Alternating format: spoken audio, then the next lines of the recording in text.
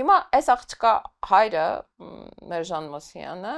մահացել է 94 թվականին Արցախյան պատերազմի ժամանակ ու մարդը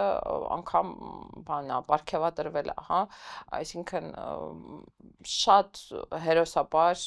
ու գիտես չէ ինձ երեք մի 100 հոգի գրել է առանձին, որ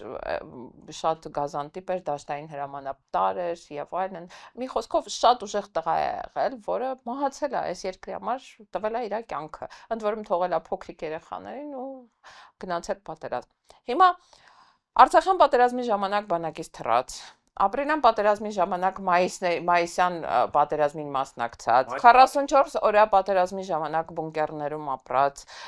դրանից հետո բոլոր հարձակումների ժամանակ բան, հա, հրատապ բունկեր տեղափոխվող մարդը եկել է մատա թափ տալիս այն աղջկա վրա, ում հայրը զոհվել է, ում հայրը անգամ չի կարագա այդ իմ դպրոցի այդ հիշողությունների ֆորմատի մեջ մի հատ թարս չափալախ տա, ասի դու ով ես, որ իմ աղջկա վրա մատ թափ տաս, հա։ Ընդ որում դա անում է ոչ միայն աղջկա հետ, հա, անում է նաև այդ մարդու թոռան ներկայությամբ մատա թափ տալիս։